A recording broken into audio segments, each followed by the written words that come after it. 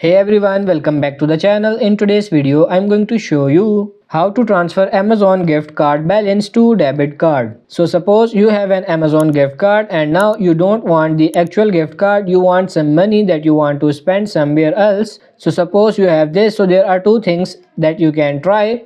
First thing is you can flip or resell this at the website is called as Race Marketplace. Now Race Marketplace is a website which allows you to buy and sell discounted gift card, and you can sell your gift card right here. It might be able to help you, someone might be able to buy it, and you can get that money into your bank account directly. However, if this thing doesn't work, the second thing that you can try is you can try buying the gift card like Apple, or you can buy gift cards for Walmart wherever you want to spend. As you guys can see, you can buy Walmart gift card and other things, Uber Eats. So you just have to buy the right one according to you. So that's pretty much it. I hope this video was helpful. If it is, like it and subscribe to the channel. Thank you.